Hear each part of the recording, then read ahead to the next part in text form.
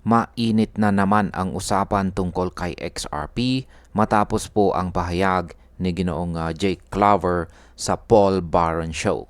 Sinabi po ni Ginoong Claver na realistic ang target price na $10 hanggang $13 para kay XRP at posibleng umabot pa sa $20 hanggang $25 bago po matapos ang taon kung ma-approve ang ETF.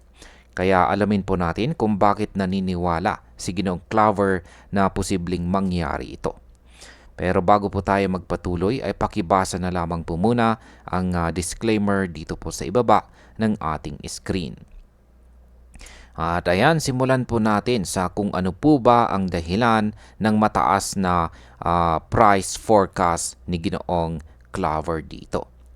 Yan, ayon po kay Ginoong Claver, ang pinakamalakas na catalyst para sa pag-akyat ng presyo ni XRP ay ang posibilidad ng pag-launch ng mga ETF. Kapag nangyari ito, mas maraming institutional investors ang magkakaroon ng access kay XRP na hindi na kailangang hawakan ang token mismo. Ang pagpasok po ng mas malaking liquidity mula sa ETF ay makakapag-push ng presyo pataas. Ang epekto po nito sa market ay malakas na buying pressure na maaari pong magdala kay XRP sa double-digit range. Ngayon ay paano naman po makakaapekto ang monetary policy sa presyo ni XRP?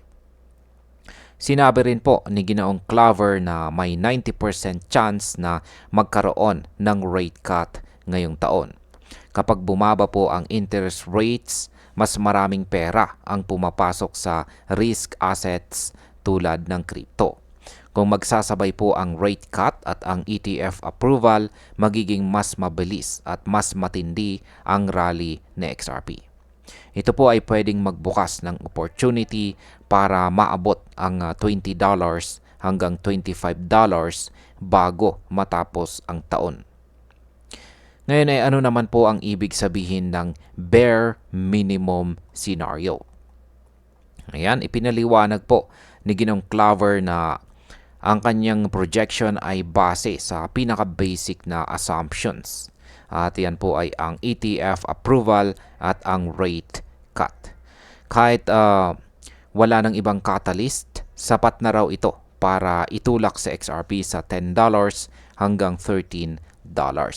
Ngunit kung mas maraming positibong developments ang mangyari gaya po ng partnerships at saka global adoption, maaari pang lumampas si XRP sa presyong $25.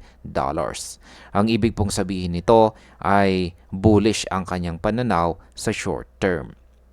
Bilang panghuli, ang opinion ko naman tungkol dito ay realistic po ang forecast ni Ginoong Claver kung talagang ma-approve ang mga ETF ngayong taong ito.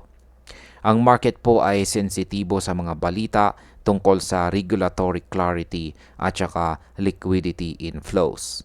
Pero kailangan pa rin nating maging maingat dahil kung ma-delay po ang approval o hindi po matuloy ang rate cut, maaari pong bumagal ang pag-akyat ng presyo.